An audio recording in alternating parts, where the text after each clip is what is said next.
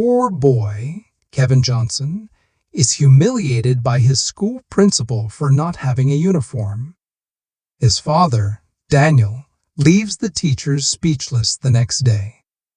Kevin arrives at Ridgewood Academy, a large red brick building surrounded by beautifully manicured gardens and enclosed by tall iron gates.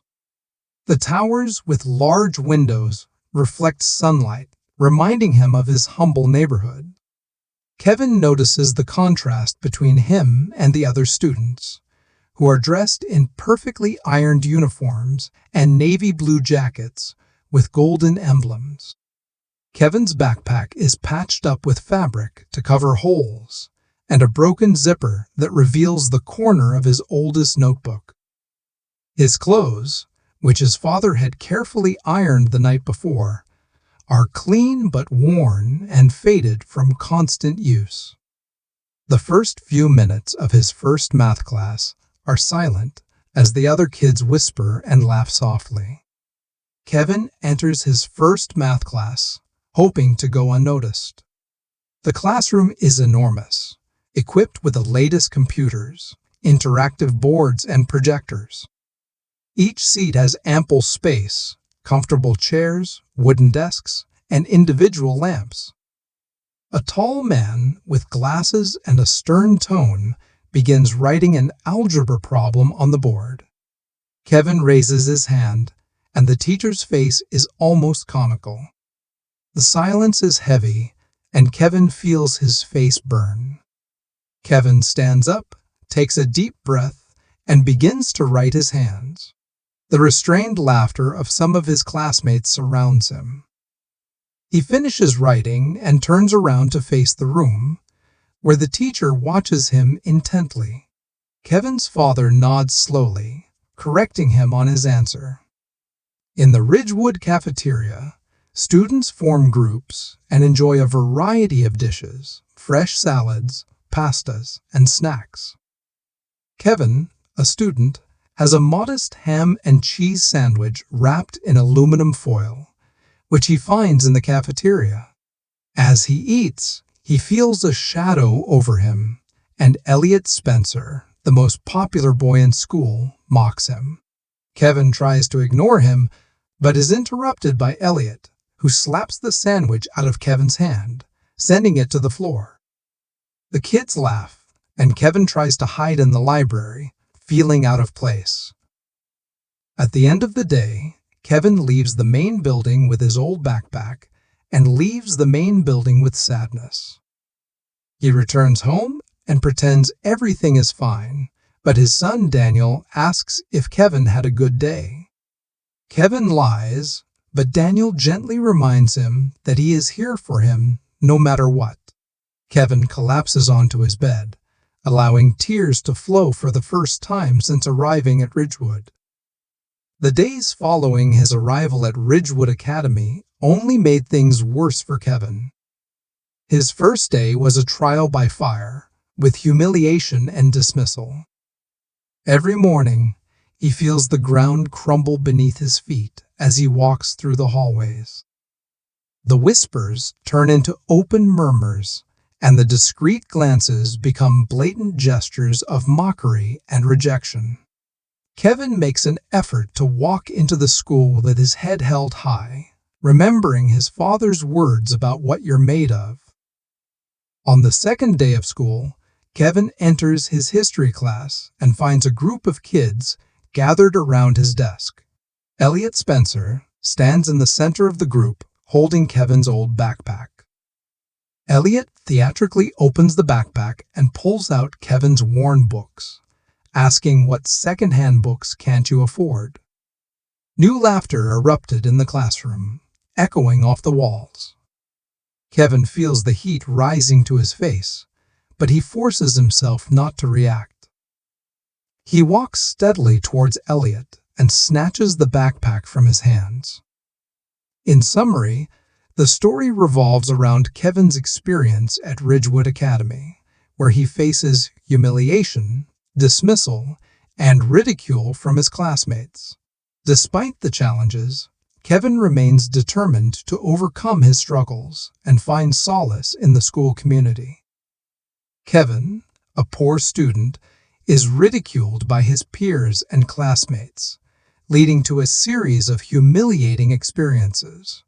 He is called the scholarship kid pauper, the imposter, and is often mocked by students during recess. Kevin's books disappear from his locker and reappear with offensive scribbles on the covers.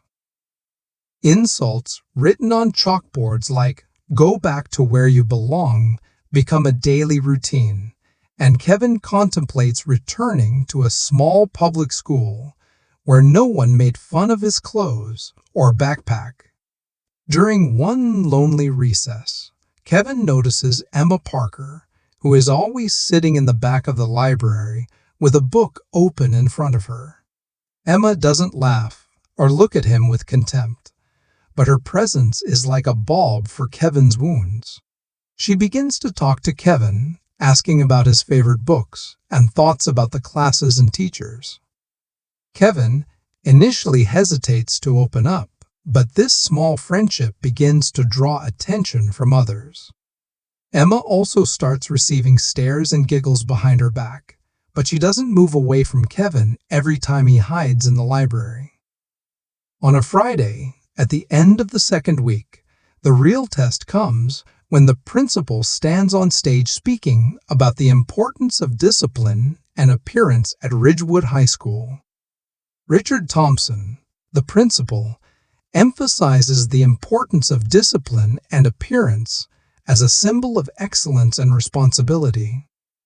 Kevin feels the director's eyes settle on him, and a cold sweat runs down his back when Thompson points directly at him.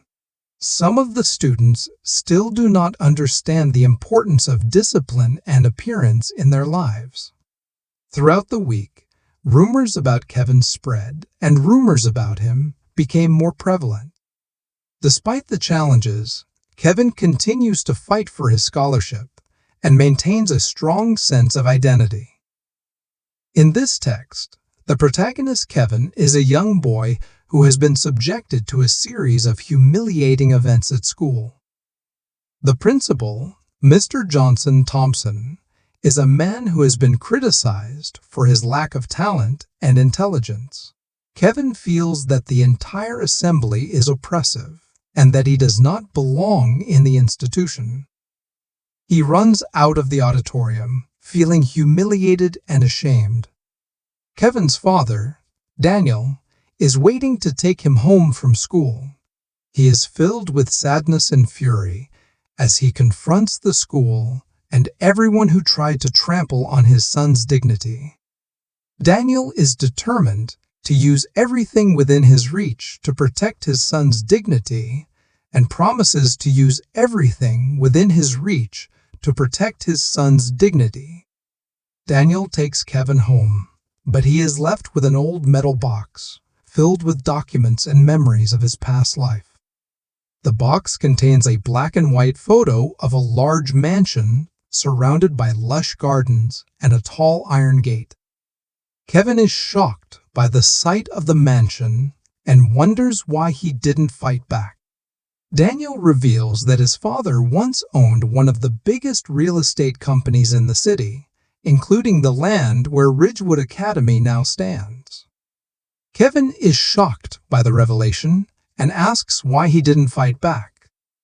He admits to holding a worn-out letter in his hands, but Gregory Blake, the man who is now his boss, betrayed them and used a legal loophole to strip them of everything.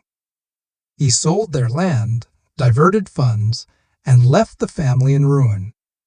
Kevin is only 20 years old and feels a chill run down his spine. He has never seen his father look so serious with such a palpable, contained anger.